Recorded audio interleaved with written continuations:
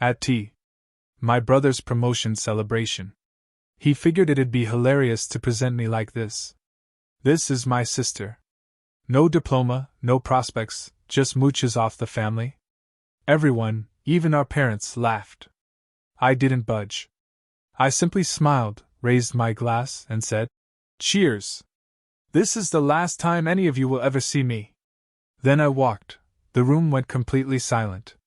You know that moment, that gut-wrenching, earth-shattering moment when someone you love, someone who's supposed to have your back, turns around and utterly humiliates you in front of the entire world? Well, I lived it. And it changed everything. My name is Jenna, I'm 28 now, an artist from Boston. But growing up, my world revolved around my family, especially my older brother, Adam. He was the golden child, chasing degrees, corporate success, everything our parents ever wanted. And me? I just wanted to draw. I followed my passion, even though it felt like my family always saw it as a childish rebellion. I never, not in a million years, imagined that at his biggest moment, his promotion celebration, my own brother would use me as the punchline. The family joke. But that night, it wasn't just a joke. It was a betrayal that shattered our relationship and forced me to rebuild my entire life from scratch. See, I grew up in a household where academic achievement wasn't just encouraged, it was the air we breathed. My dad, Thomas, was a renowned cardiothoracic surgeon. Dinner conversations were basically a highlight reel of his latest life-saving procedures. My mom, Diana, was a tenured English professor, publishing in academic journals, racking up awards for her literary criticism. Their wedding photos show two brilliant minds, 3 advanced degrees between them, proudly wearing their academic robes. And then there was Adam. 3 years my senior, he was their perfect embodiment of everything they valued. Perfect report cards, science competitions, debate team captain, valedictorian. Harvard Law, of course. Their faces would literally glow with pride when he chose it, a pride so intense I sometimes worried their skin might actually crack. Adam, though? He used to be my hero. Before the academics consumed him, we built blanket forts, created epic backyard games, whispered secrets after bedtime. He protected me from bullies, taught me to ride my bike. For years, he was my confidant, my best friend. But then, something shifted in high school. His accomplishments built a wall between us that grew taller with every award, every honor. Meanwhile, I was struggling. My second-grade teacher called my parents because I kept drawing elaborate pictures instead of doing math. In middle school, my report cards always said, "Bright but unfocused, creative but distractible." High school was just an exercise in endurance. I could write incredible essays, create stunning art projects, but standardized tests? My nemesis. Numbers swam, history dates refused to stick, science formulas felt like a foreign language. But my art flourished. I won regional competitions, had work in youth galleries, got praise from real artists. Yet at our dinner table, these achievements were met with a quick nod before the conversation inevitably swung back to Adam's latest academic triumph, or my parents' professional successes. When college application season hit, the inevitable war broke out. I wanted art school. They insisted on a traditional 4-year university, maybe an art minor if I maintained perfect grades. The arguments got so heated that my dad finally declared he wouldn't waste money on a degree in finger painting. I shot back that I wouldn't waste years studying subjects that would never serve my future. My mom tried to mediate, but ultimately, she sided with him. Adam, home from his first year at Harvard, pulled me aside during one particularly bitter fight. I thought, finally, he'll get it. He'll support me. Instead, he just advised me to get the degree to make everyone happy. That was the first time I truly realized he didn't see my art as a legitimate path. It was just stubbornness to him, not passion. So, after graduation, while my classmates headed to dorms and freshman orientations, I made my decision. I got a job at a coffee shop, rented a tiny studio apartment with 2 roommates, and enrolled in night classes at a community arts center. My parents predicted I'd come crawling back for tuition within 6 months. Adam bet it would be 3. And yeah, those early years were rough. I worked multiple service jobs, took any design gig I could find, building my portfolio piece by piece. Logos for local businesses, wedding invitations, illustrating children's books for self-published authors. I survived on ramen noodles and pure determination. At family gatherings, which became increasingly rare, I'd endure the questions. When are you getting a real job? Going back to school? My answers about building my freelance business were met with skeptical looks and immediate subject changes. 10 years passed like this. Adam graduated Harvard Law with honors, clerked for a federal judge, landed at Peterson & Mitchell, one of Boston's most prestigious corporate law firms. Meanwhile, I was quietly building a reputation in graphic design, slowly but surely, growing my client base until I could finally quit the service jobs and focus entirely on creative work. I got my own apartment, built a professional website, even hired an assistant to handle administrative tasks. My designs won industry awards, and inquiries started coming in from larger companies. Not that my family noticed. At holiday dinners, my parents still introduced Adam as their son, the lawyer, while I remained their daughter who has a hobby. When I shared news about a major client or industry recognition, the response was always polite disinterest, immediately followed by a pivot to Adam's latest courtroom victory. So, when the invitation arrived for Adam's promotion party, I felt that familiar mix of family obligation and pure dread. 5 years at Peterson & Mitchell, and he was being made partner, the youngest in the firm's history. My mom called to make sure I'd attend, adding that I should wear something appropriate, not your usual artistic outfits. The subtle dig stung, but I agreed. Despite everything, I held on to this tiny sliver of hope that someday my success would finally register with them, that they would see my path as valid, valuable in its own right. I never, ever imagined that this party would be the breaking point.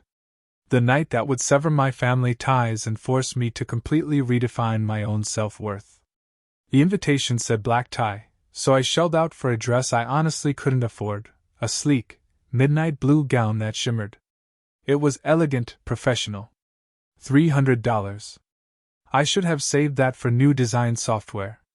Another $100 on shoes that wouldn't embarrass my fashion-conscious mother. I even got my hair professionally styled, something I'd never do. The week before, I locked myself in my studio and created a custom piece for Adam. Despite our complicated relationship, I wanted to give him something meaningful. A stylized Boston skyline, with subtle references to landmarks from our childhood hidden in the buildings. In a corner, almost invisible, I included 2 small figures that resembled us as children. It took 16 hours. I had it professionally framed with museum-quality glass. It was a gift that showed both my professional skill and personal connection. I hoped it would make him see the value in my chosen path. The morning of the party, I rehearsed. Prepared concise descriptions of recent projects, memorized impressive client names, practiced explaining my business growth in terms they would appreciate. I reminded myself, my annual income now matched many college graduates. I owned my work, rather than renting my time. I had built something from nothing through sheer talent and perseverance. Standing in front of the mirror, I practiced smiling through uncomfortable comments. I'm doing well, thank you. Business has been excellent this quarter. I just signed a national retail chain. Yes, I'm completely self-employed. No, I don't regret not going to college. The freelance market for designers is actually quite robust. I took an Uber to the hotel, a historic Boston landmark known for society weddings. The driver asked if I was attending a special event, and I actually felt a surge of pride explaining my brother was being made partner. For that brief ride, I basked in some reflected glory, some familial connection. I had no idea what was actually about to unfold. The lobby gleamed. Marble floors, crystal chandeliers. I followed the signs to the Peterson & Mitchell event, my anxiety growing. Outside the ballroom, my parents were already chatting with Adam's colleagues. My mom wore a designer dress I recognized, my dad's tuxedo looked custom-tailored. They were a striking couple, still handsome, distinguished. I waved, called out a greeting. My dad just nodded, kept talking. My mom turned, gave me a quick, critical assessment, then a kiss that barely grazed my cheek. "You're late," she whispered, smoothing my already smooth hair. "We told you 6:30 for photographs." "The invitation said 7," I replied, showing her the card. "The family was asked to arrive early," she said, frowning. "Adam specifically mentioned it to us." "Didn't he call you?" "He didn't," I said, though I knew it wasn't an oversight. Adam had stopped including me in family coordination years ago. "Well, you're here now," my mom said, already turning back to her conversation. "Find your place card inside. Table 11. My dad finished his conversation long enough for a brief, one-armed hug. "Good to see you, Jennifer," he said, using my full name as he always did. "It's Jenna, Dad," I corrected automatically, even though he made the same mistake for 28 years. Right. He nodded distractedly, then spotted someone across the room. "You'll have to excuse me. That's Judge Williams. I should say hello." I stood alone for a moment before making my way into the ballroom. Round tables draped in white, a small dance floor. White roses, miniature law books as centerpieces. A string quartet played. Servers circulated with champagne and hors d'oeuvres. I spotted Adam immediately. Tall, broad-shouldered, like my father. He was at the center of an admiring circle. His tuxedo fit perfectly, hair expertly styled. His gestures confident as he told a story that had his audience laughing. Success looked natural on him, like he was born for this.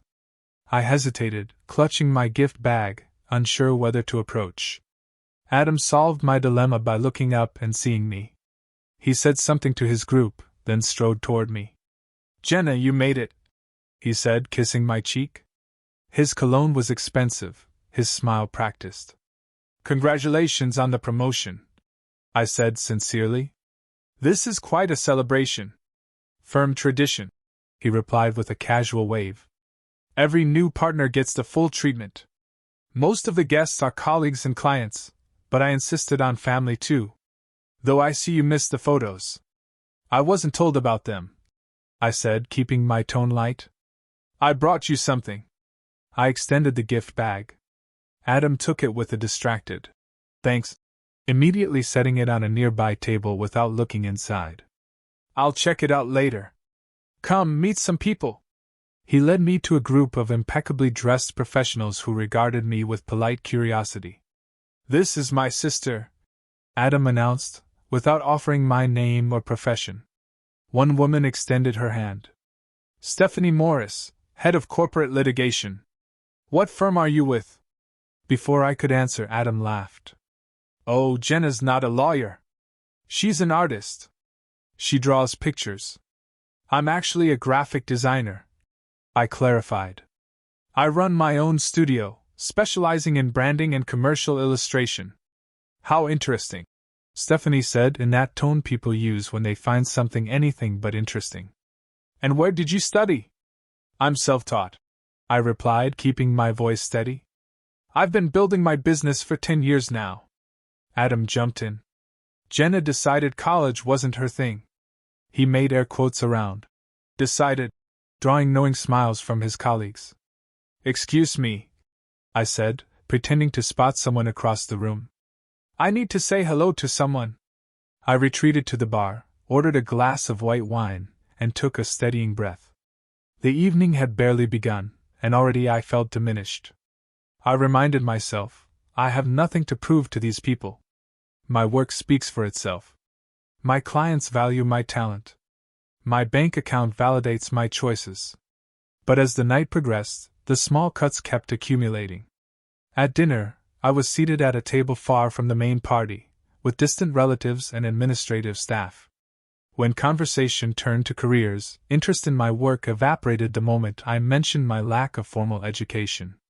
During pre-dessert mingling, my mother introduced me to her university colleagues as her daughter who has always been creative, her tone suggesting creativity was a charming but utterly useless trait.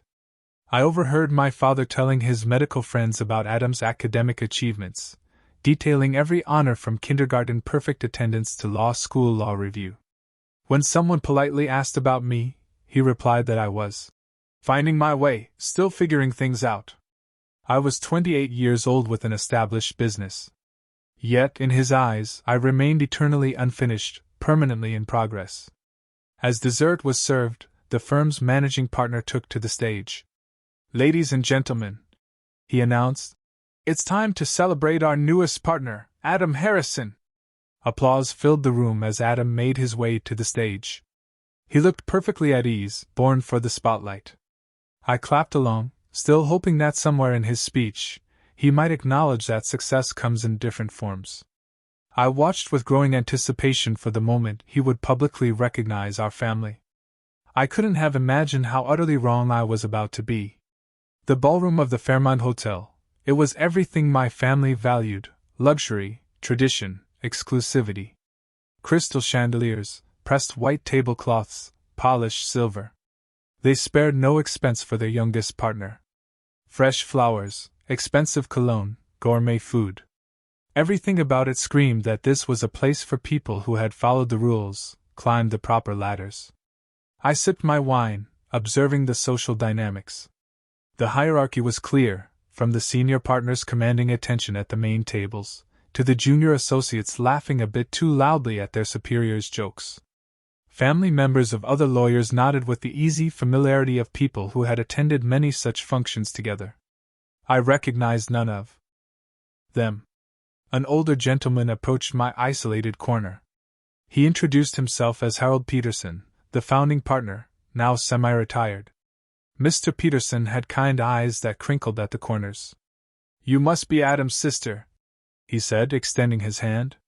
"You look like him around the eyes." "I am," I confirmed. "Jenna Harrison. Adam speaks highly of your creative talents," he said, surprising me completely. "My granddaughter is interested in art. Do you have any advice for young people pursuing creative fields?" For a moment, I felt seen. I enthusiastically shared thoughts about building portfolios, finding mentors, developing business skills alongside artistic ones. Mr. Peterson listened attentively, asking thoughtful questions. Our conversation was interrupted when my mother appeared, slipping her arm through Mr. Peterson's. "Harold, I see you've met Jenna," she said. "I hope she hasn't been boring you with her little projects." "Not at all," he replied. "We were having a fascinating discussion about creative entrepreneurship." My mother laughed, as though he'd said something amusing rather than factual. "Well, there's someone you simply must meet," she said, already steering him away. "The university president is here, and he's been asking about your scholarship fund." Mr. Peterson allowed himself to be led away, but turned back to give me a sympathetic smile. "Nice meeting you, Jenna. Keep up the good work." That brief, positive interaction only highlighted how uncomfortable the rest of the evening had been. I tried to join a conversation between my father and several doctors, only to have him place his hand on my shoulder and guide me away with a whispered, "This is a discussion about hospital politics, Jennifer. You wouldn't understand the context." When I tried chatting with a group of younger lawyers, they became awkwardly formal once they realized I wasn't in the legal profession, their eyes scanning the room for more advantageous networking opportunities. Even the catering staff seemed to sense my outsider status, passing me by repeatedly before I could take an appetizer. Around 9 o'clock, the gift presentation began. Partners and colleagues presented Adam with expensive tokens of their esteem, monogrammed cufflinks, rare whiskey, vintage law books. Each gift was met with appropriate appreciation and witty remarks from my brother, who had clearly practiced his gracious recipient routine. When the formal gifts concluded, my mother nudged me. "You said you brought something." I nodded and retrieved my carefully wrapped package from the gift table where it sat untouched. As I approached Adam, he was deep in conversation with the managing partner. I stood awkwardly, waiting to be acknowledged. "Excuse me," I finally said after nearly a minute of being ignored. Adam turned with barely concealed impatience. "Yes? I wanted to give you this," I said, offering the package. "I made it for your promotion." He took it with a distracted, "Thanks." and carelessly tore the wrapping. Nothing like the careful appreciation he'd shown for the other gifts. The custom frame caught the light as he held up the artwork with a puzzled expression.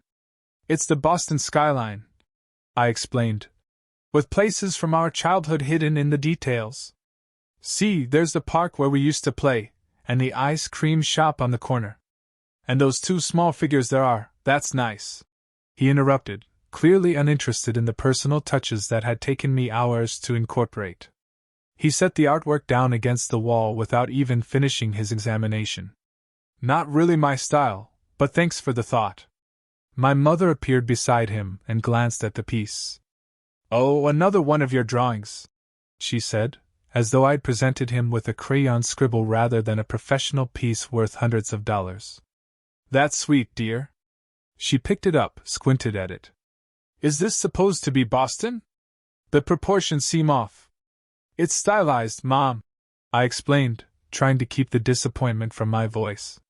"It's not meant to be photorealistic." "Well, it's the thought that counts," she said, setting it back down and straightening Adam's already perfect tie. "The photos from earlier came out beautifully. The photographer said he's never seen such a photogenic family."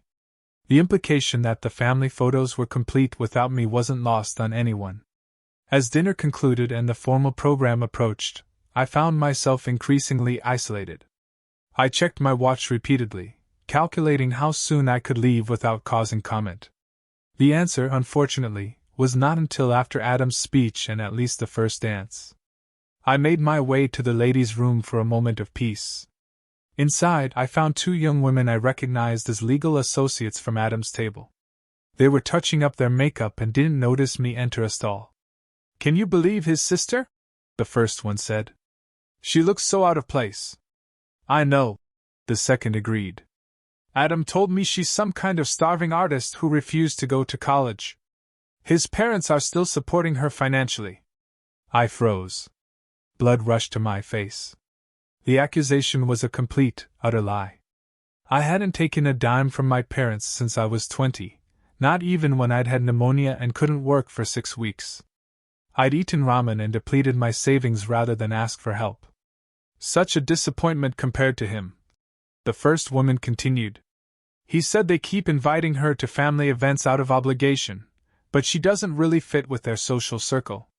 I must have made a sound, because both women suddenly went silent.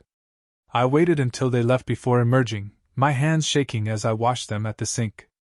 My reflection showed flushed cheeks and overly bright eyes. I took several deep breaths, determined not to let them see me affected.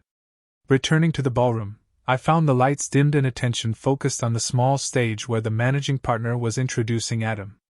My father caught my eye from the front table and frowned, gesturing at his watch. I slipped into an empty seat at the back, unwilling to cause a scene by walking to the family table. Now, as Adam took the microphone and began his speech, I tried to focus on breathing evenly, on maintaining my composure. I still believed, despite everything, that when he acknowledged his family's support, he would include me. Some small, kind mention. Perhaps a joke about his artistic sister who took a different path but still supported him. Maybe even a thank you for attending despite our differences. I couldn't have been more wrong. And the moment that proved it was rapidly approaching. Adam stood on the small stage, commanding the attention of every person in the room. The spotlight emphasized his perfect posture, his confident smile, his tailored tuxedo. He began by thanking the firm partners for their mentorship, delivering carefully crafted compliments to each senior attorney by name. The crowd nodded appreciatively as he acknowledged their wisdom and guidance. He spoke about his commitment to the firm's values, his vision for contributing to its prestigious legacy. I started to relax slightly. Perhaps the speech would remain purely professional, sparing me any family references at all. That would be better than a negative mention. I could slip out during the applause and text my congratulations later from the safety of my apartment. But then, Adam shifted gears. "Now for the personal acknowledgments," he said, his voice warming. "I wouldn't be standing here tonight without the unwavering support of my family." The spotlight widened to include my parents at their front row table. They beamed with pride, my mother dabbing at her eyes with a monogrammed handkerchief.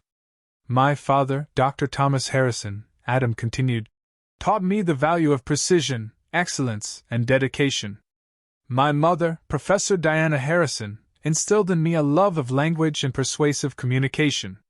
Together, they showed me that with discipline and focus, any goal is achievable. My parents stood to receive a round of applause. My father placed his hand over his heart in a gesture of appreciation. My mother blew Adam a discreet kiss. I clapped along, feeling the familiar pang of exclusion, but nothing I hadn't experienced before. Maybe he would stop there. Maybe family acknowledgments were complete. Adam raised his champagne glass. I'd like everyone to raise a glass to the people who shaped me into the man I am today.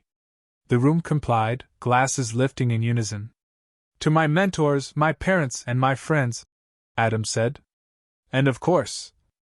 His eyes scanned the room until they found me, in my back corner. A smile spread across his face that sent a chill down my spine. It wasn't his genuine smile, but the one I'd seen when he was about to win an argument at someone else's expense. And of course, Adam continued, gesturing toward me with his glass, to my sister Jenna, who joined us tonight.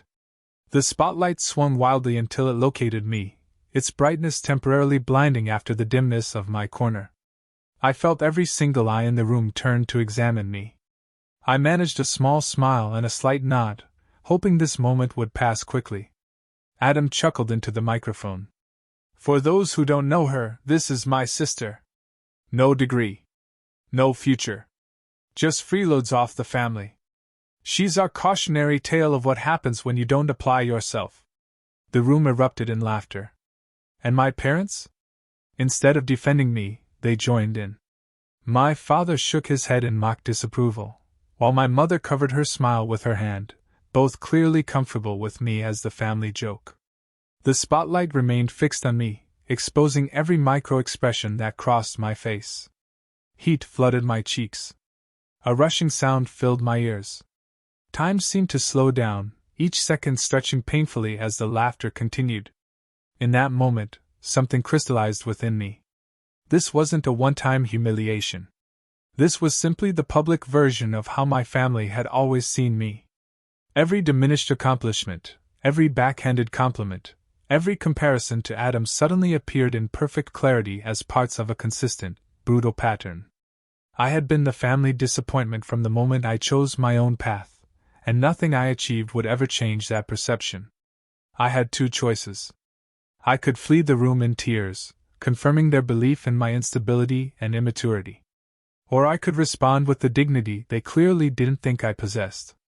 With deliberate calm, I stood up. The laughter began to subside as people noticed my movement. I walked slowly toward the front of the room, feeling the weight of every gaze. The spotlight followed me, highlighting my journey from shadow to center stage. When I reached the main table, I picked up an untouched champagne flute. I looked directly at Adam, still standing at the microphone. His expression had shifted from smug amusement to slight confusion. He hadn't expected a reaction beyond embarrassed acceptance, or a hasty departure. I raised my glass toward him, mirroring his earlier gesture. My hand was perfectly steady. I smiled, not a hurt smile, not an angry one, but the calm, resolute smile of someone making a life-changing decision with absolute certainty.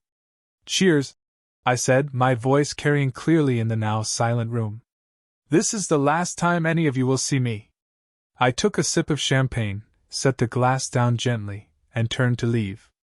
The click of my heels against the hardwood floor echoed in the complete silence that had fallen over the ballroom. No one called after me. No one tried to stop me. Perhaps they thought it was a dramatic gesture rather than a genuine farewell. As I retrieved my wrap from the coat check, I heard the hum of conversation resume behind me. Adam's amplified voice, making some joke to dispel the awkwardness. By the time I stepped into the cool night air, applause had broken out again, the celebration continuing without interruption. In the taxi home, I didn't cry. I felt oddly calm, like someone watching a film of someone else's life. The city lights blurred past the window as I made mental lists of what needed to be done. This wasn't an impulsive reaction, but the final acknowledgement of a truth I had been avoiding for years. My family would never see me as I truly was, and continuing to seek their approval would only destroy me, piece by piece. The driver asked if I was okay, and I realized I'd been sitting in silence outside my apartment building for several minutes after we'd arrived. Yes, I replied, surprising myself with how certain I felt. For the first time in years, I think I really am. The moment I entered my apartment, I switched my phone to airplane mode. I knew the texts and calls would start once the event ended and my absence registered as more than a dramatic exit. I needed time to think clearly, without their voices in my head. My cat, Jasper, greeted me with his usual indifference that gradually shifted to curiosity as I began pulling luggage from my closet instead of changing into pajamas. I moved with purpose, packing only what I absolutely needed: clothes for a week, my laptop, essential toiletries, my external hard drives containing all my work files, and a small box of irreplaceable personal items. Everything else could be replaced or retrieved later. Jasper watched from the bed, his tail twitching as I moved around the apartment with unusual energy for midnight. When my suitcase and laptop bag were packed, I picked up Jasper and held him close, breathing in his familiar scent. I had rescued him from a shelter 3 years earlier, a scraggly, one-eyed tabby that no one wanted. We understood each other. "I need to make some calls, buddy," I whispered, scratching behind his ears. "The kind you make when no one is listening." I booked a pet-friendly hotel room downtown for 2 weeks, paying the premium without hesitation. I emailed my 2 current clients, explaining I had a family emergency and would be working remotely for a while, but assuring them all deadlines would be met. I set up mail forwarding to a post office box I would establish the next day.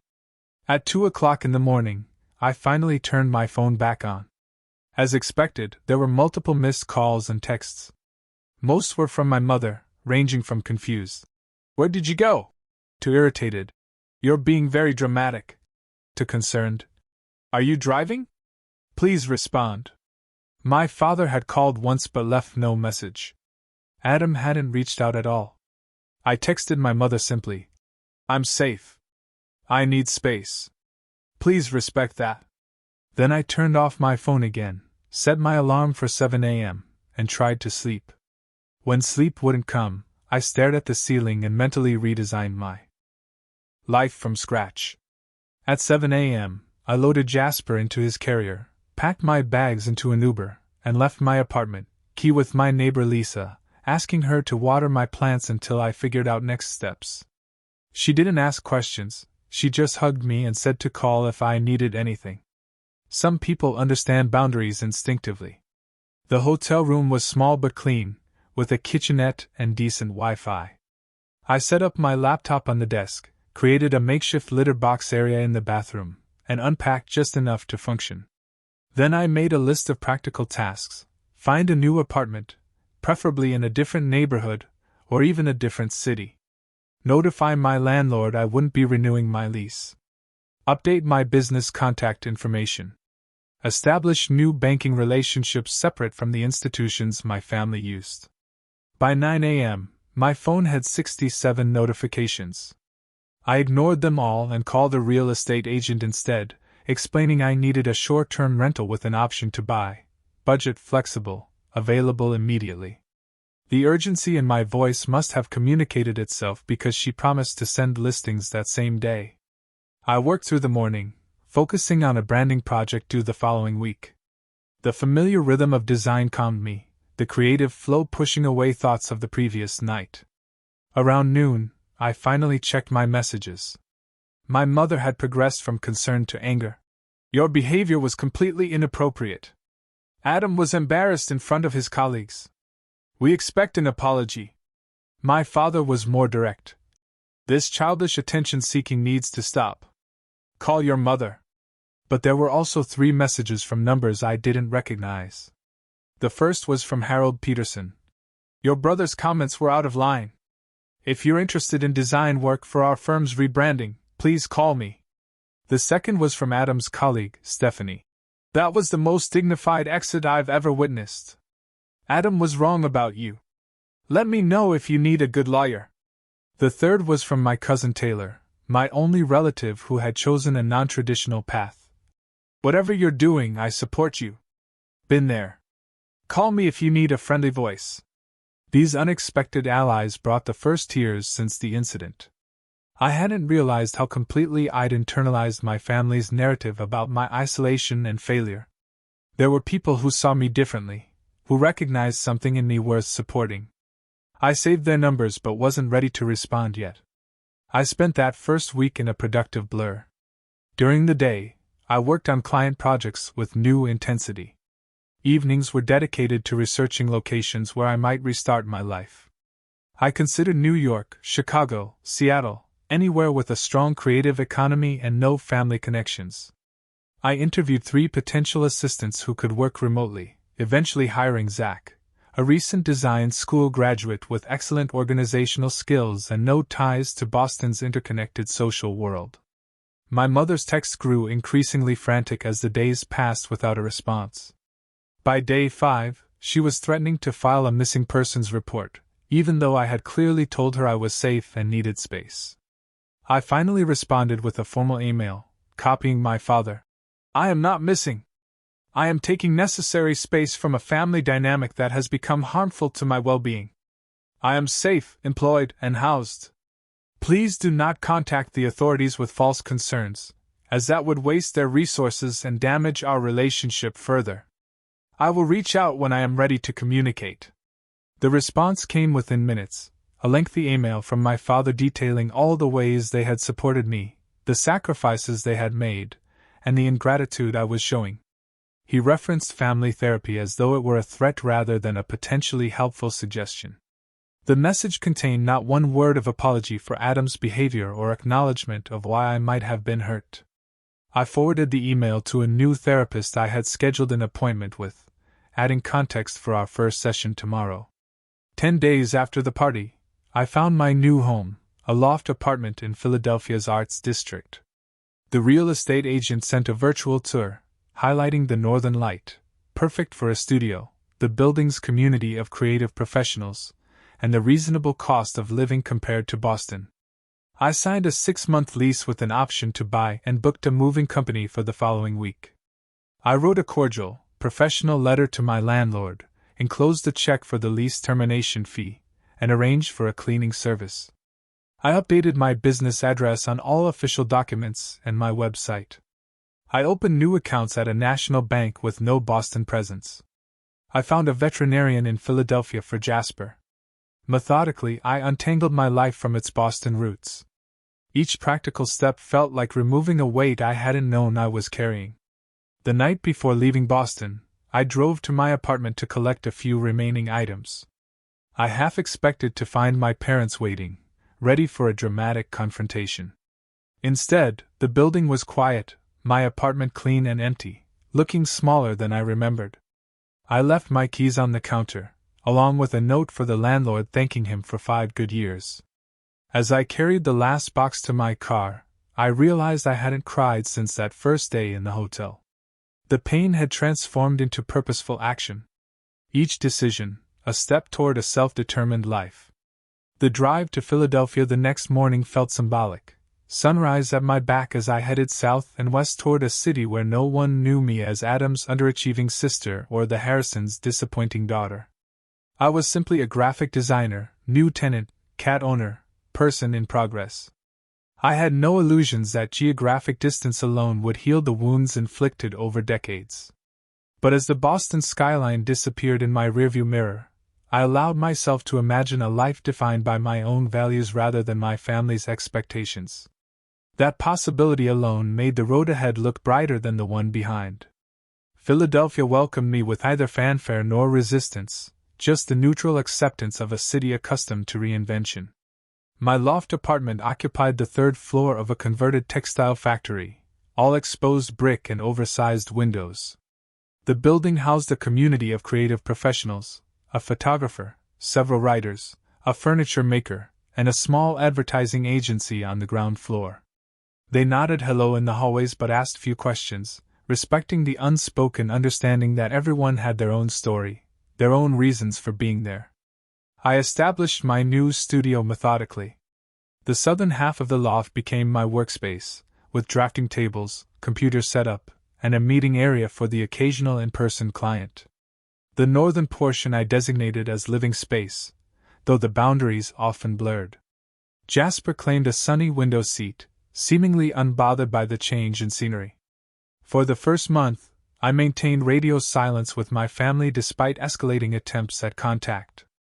My mother progressed from concerned texts to emotional voicemails to a remarkably tone-deaf email suggesting I was having a nervous breakdown because I couldn't handle Adam's success. My father took a more direct approach, using his hospital connections to obtain my new address and sending a certified letter reminding me of all the ways I had disappointed them over the years, culminating in my ungrateful departure. The letter concluded with the statement that when I was ready to apologize and behave like an adult, they would welcome me back into the family. I scanned both communications and forwarded them to Dr. Melissa Jenkins, the therapist I had started seeing weekly.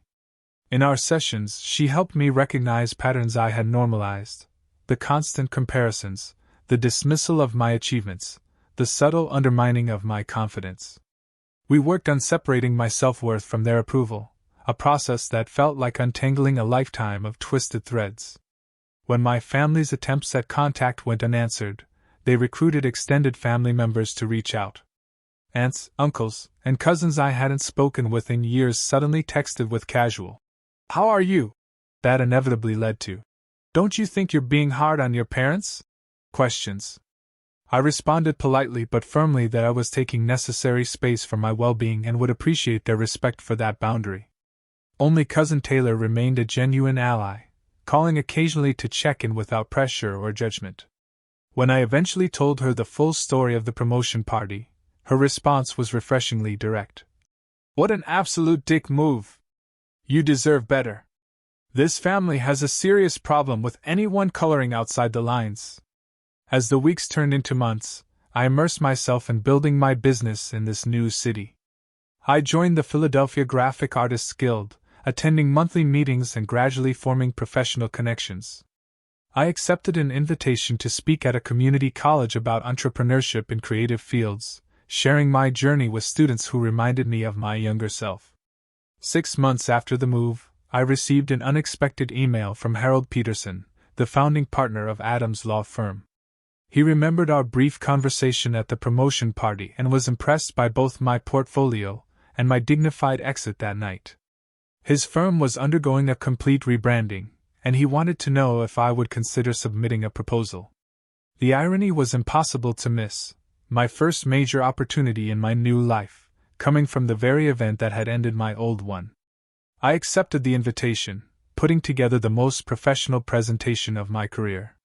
When I returned to Boston for the pitch meeting, I stayed in a hotel, told no one in my family I was in town, and focused entirely on the business at hand. To my surprise and delight, the firm selected my proposal over those from several larger agencies, citing the personal attention and fresh perspective I offered. The project took 3 months to complete and led to referrals to 2 other Boston law firms. I hired Zach full-time to handle the increased workload and brought on a junior designer named Mia, a recent art school graduate with exceptional talent but no connections. I recognized in her the same hunger to prove herself that had driven me for years. Around this time, I received my first communication from Adam since the night of his promotion. His email was brief and unapologetic. "I hear you're working with Peterson and Mitchell now, using my connections to build your business. You're welcome. Let's put this family drama behind us. Mom and Dad's anniversary is coming up." I read it twice before crafting a response. "Adam, my business relationship with Peterson and Mitchell is based on my professional capabilities, which Harold Peterson recognized independently. I didn't use your name to secure the contract, nor would I. Regarding our family situation, what you perceive as drama, I experience as necessary boundaries. Your comments at your promotion party were merely the final example of a lifelong pattern of dismissal and disrespect. Until there is genuine acknowledgement and apology for that pattern, I have nothing further to discuss. I wish you continued success in your career. Jenna."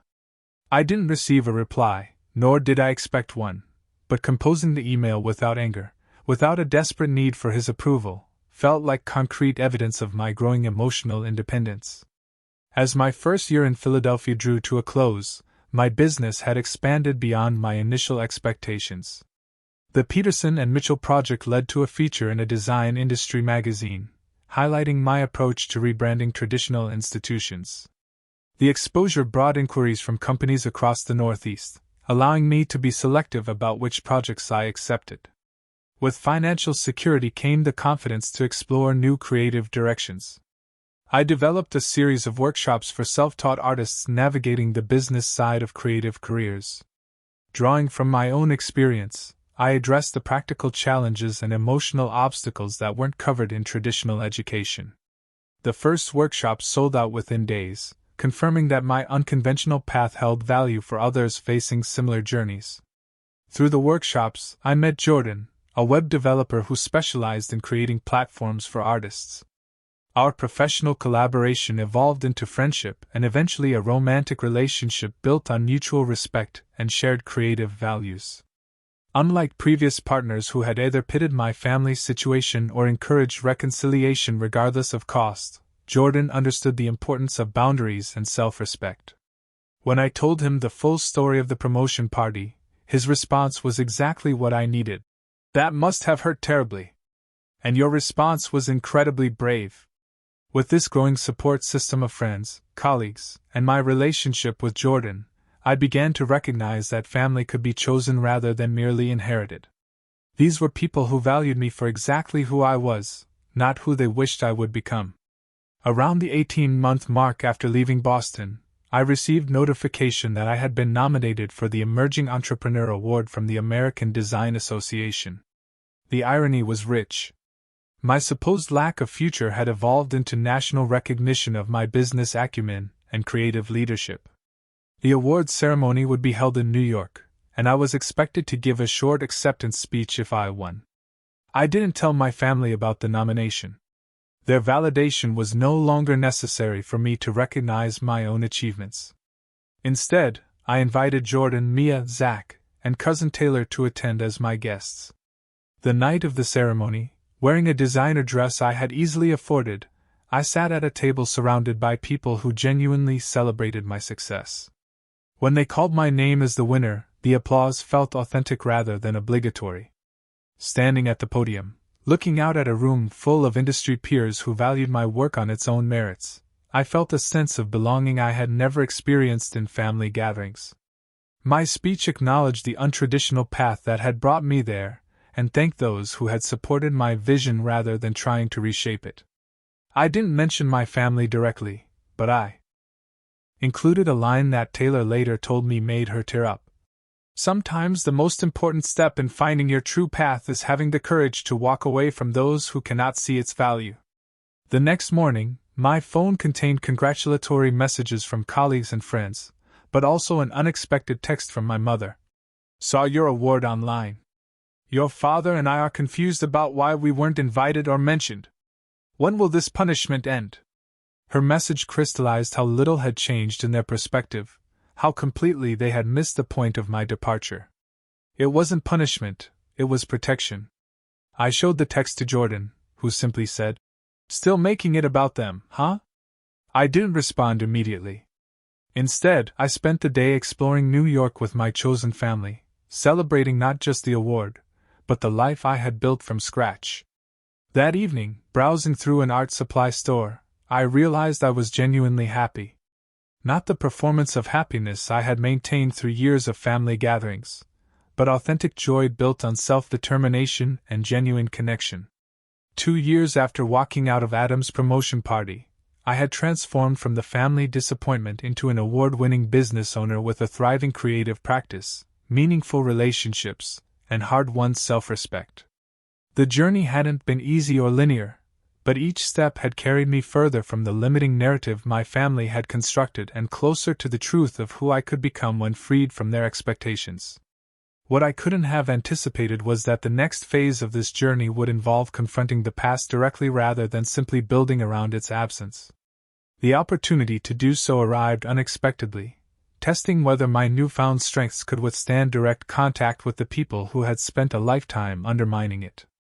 The industry conference in Chicago marked the 3rd anniversary of my departure from Boston.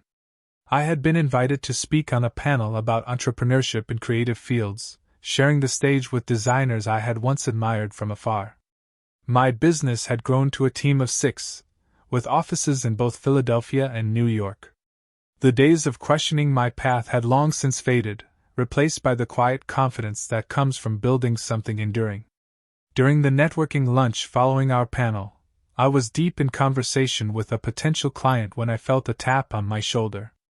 Turning, I found myself face to face with Adam for the first time since that night at the Fairmont Hotel.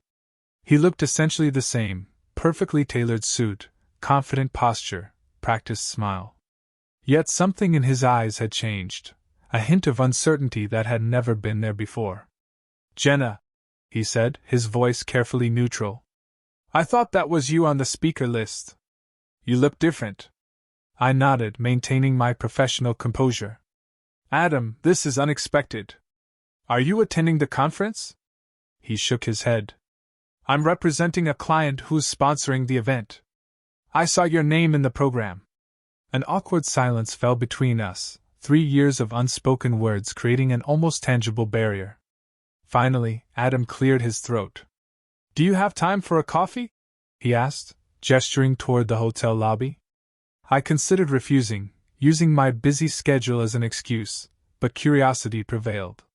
I excused myself from the potential client, promising to follow up later, and accompanied Adam to the lobby cafe. We sat at a small table by the window, both of us stiff and formal.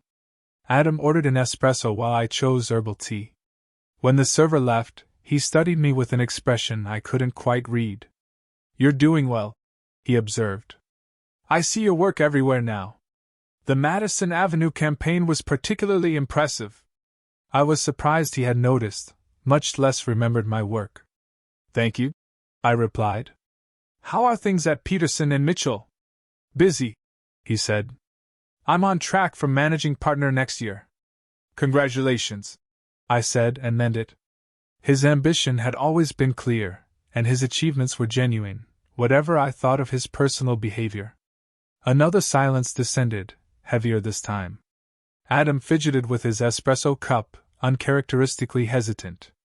"Look," he finally said, "about what happened at my promotion party." I waited, curious whether he would actually acknowledge the harm he'd caused or simply minimize it as family drama. "I was out of line," he admitted, surprising me. "The joke wasn't funny, and it wasn't accurate. I knew that even then." "It wasn't a joke, Adam," I replied evenly. "It was public humiliation, and it wasn't isolated. It was the culmination of a lifetime of being diminished and dismissed by my own family." He flinched slightly but didn't deny it. "I know.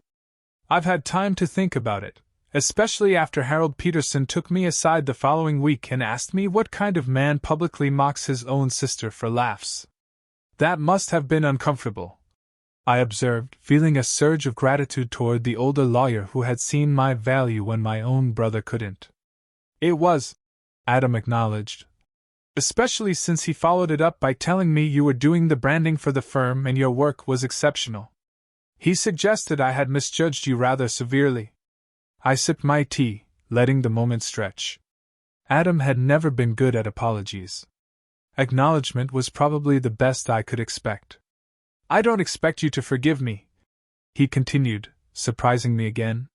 "But I want you to know I've regretted it. Not just because it made me look bad, but because it was wrong. You've built something impressive completely on your own terms. That takes courage." He paused, looking away. "I'm not sure I have." The admission cost him. I could see it in the tight set of his jaw.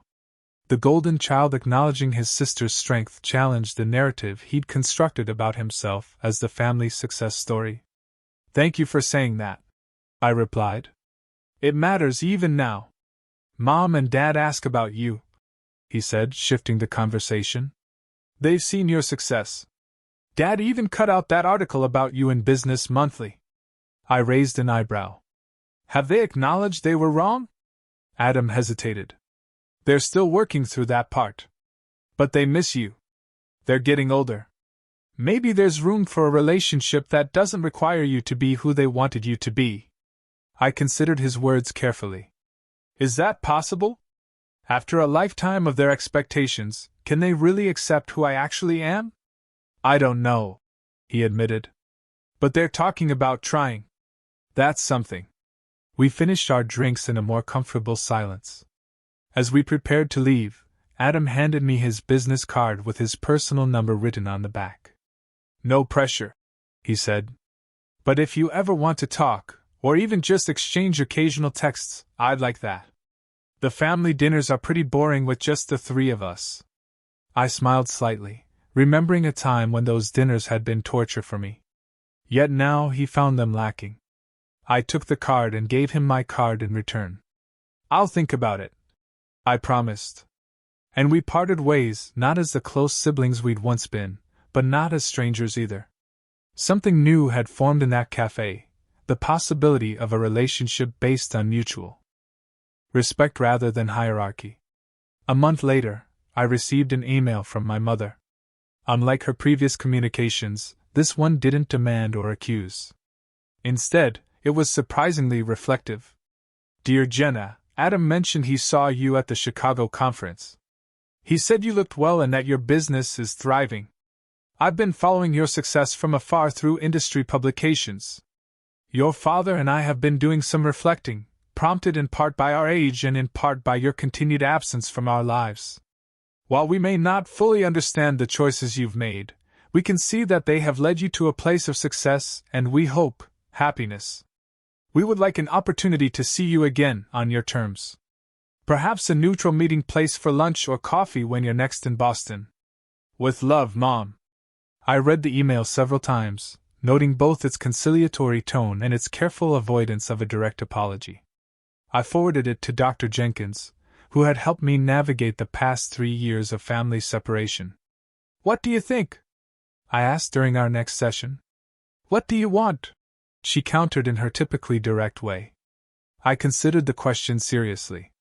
Not a fantasy reconciliation where they suddenly transformed into the supportive parents I'd always wanted.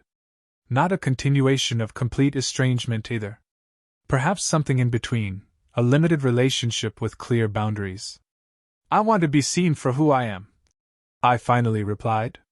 Not as a disappointment, or a project, or even as a success story they can now claim. Just as myself, with all my complexities and choices. Then perhaps that's what you should tell them, she suggested.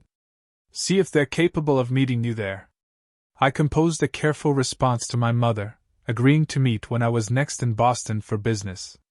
I specified a cafe near my hotel rather than our old family haunts, a neutral territory where we could begin this tentative reconnection. 2 weeks later, I sat waiting at a table by the window, watching for their arrival. My parents entered precisely on time, my father scanning the room methodically while my mother spotted me immediately. They looked older than I remembered, more fragile somehow, though still carrying themselves with the dignity of people accustomed to professional respect. The initial greetings were awkward, physical contact limited to brief, stilted hugs. We ordered coffee and pastries, making small talk about the weather and my flight. Finally, my father cleared his throat. We've missed you, Jenna, he said formally, as though delivering prepared remarks. Your mother and I have discussed the events that led to your departure at length. I noticed he didn't specifically mention Adam's behavior or their own. I'm glad you've been successful, he continued. The design award was quite prestigious, I understand. Thank you, I replied, keeping my voice steady. My work has been fulfilling. But I didn't agree to meet to discuss my professional achievements. I wanted to address the relationship dynamics that made it necessary for me to leave. My mother flinched slightly. Must we rehash old grievances? She asked. Can't we simply move forward? I shook my head. Moving forward requires understanding how we got here. For years I was treated as less valuable because I chose a different path. Adam's comments at his promotion party weren't an isolated incident. They were the culmination of a family culture that consistently undermined and dismissed me. My father started to object, but my mother placed her hand on his arm. There may be some truth to that, she acknowledged quietly. We had certain expectations, certain definitions of success. Your choices didn't fit those definitions, and we struggled to see beyond our own perspective. It wasn't quite an apology, but it was more self-awareness than I'd ever heard from her before. I appreciate that recognition, I said. What I need going forward is respect for my choices, my business, and my boundaries. I've built a life I'm proud of. If you want to be part of that life, it needs to be on terms of mutual respect. My father nodded slowly. We can try, he said. We're not perfect, but we can try. We spent the rest of the meeting establishing parameters for this new relationship. Monthly phone calls, occasional visits, no unsolicited advice about my career or personal life. I made it clear that any backsliding into old patterns would result in me stepping back again. They agreed, though I could see the effort it took my father to accept these terms. As we prepared to leave, my mother hesitated, then asked, Will you be at Christmas this year? We would very much like to have you there. I thought of the past 3 Christmases, spent with friends and Jordan's family, relaxed gatherings, free from performance or judgment. I'll consider it, I replied honestly. But if I come, Jordan would come with me. Your boyfriend? My father asked. Adam mentioned him. My partner, I corrected. He's an important part of my life. They exchanged glances, but not of disagreement. Our relationship remained a work in progress. In the following months, some conversations flowed naturally, while others triggered old patterns that required gentle but firm correction. My father struggled more than my mother with accepting me as an equal rather than a daughter to be guided. My mother made genuine efforts to ask about my work with real interest rather than polite tolerance. Adam and I established our own cautious reconnection, mostly through occasional texts about neutral topics. He sent articles related to my industry. I congratulated him on professional milestones. We weren't the close siblings of our earliest childhood, but we weren't adversaries either. 6 months after our cafe meeting, I accepted an invitation to Christmas dinner, bringing Jordan with me. The evening had tense moments but also genuine laughter. When my father began to lecture me about tax planning for my business, I calmly reminded him of our boundary agreement. To his credit, he stopped mid-sentence and apologized. That night in our hotel room, Jordan asked if I regretted reconnecting with my family. No, I said after careful consideration. But I don't regret leaving either. I needed to find my own worth before I could interact with them in a healthy way. The distance gave me perspective I couldn't have gained otherwise. The following spring, I was invited to deliver the commencement address at Philadelphia's Art College. Standing at the podium, facing hundreds of creative young people preparing to forge their own paths, I shared the lessons of my journey without naming my family directly. Your worth isn't determined by degrees or titles or others' expectations. It's built through the courage to pursue your own vision, the resilience to weather rejection, and the wisdom to recognize when walking away is necessary for growth. Sometimes the most loving thing you can do for yourself is to create distance from those who cannot see your value. And sometimes, if you're fortunate, that distance creates space for new understanding on both sides. The most important lesson I've learned is that you don't need permission to define your own success. The path that others can't understand may be exactly the one you're meant to follow. Trust that journey, even when it's lonely. Build connections with those who celebrate rather than merely tolerate your choices. And remember that family can be found as well as born, created through mutual respect and genuine acceptance. As the graduates applauded, I spotted my parents and Adam sitting quietly in the back row. They had driven from Boston without telling me, a gesture that would have felt intrusive a year earlier, but now seemed like a genuine attempt to understand my world. After the ceremony, they approached somewhat hesitantly, aware they were entering my territory rather than theirs. That was quite powerful. My father said, genuine respect in his voice. You've become quite the speaker. I always knew you were articulate. My mother added. But seeing you inspire all these young people. She trailed off, emotion making her uncharacteristically wordless. "Thanks for coming," I said, including all three of them in my smile. "Would you like to join us for lunch? My team has a table reserved to celebrate." They accepted, and for the first time, entered my professional world as guests rather than judges. As I introduced them to my colleagues and friends, I watched them struggle and mostly succeed at seeing me through others' eyes, not as the family disappointment, but as a respected mentor, successful business owner, and valued friend. The journey wasn't complete, the healing not absolute. There would still be moments of miscommunication and old habits resurfacing. But standing there, surrounded by my chosen family and my birth family, I recognized that true independence had given me the strength to attempt reconciliation without losing myself in the process. The path forward wasn't about forgetting the past, but about ensuring it no longer controlled my future. The painful night at Adam's promotion party had ultimately forced me to claim my own narrative, to build a life based on self-defined success rather than external validation. That freedom was worth every difficult step of the journey. So tell me, have you ever had to walk away from something familiar to find your true worth? I'd really love to hear your thoughts in the comments below.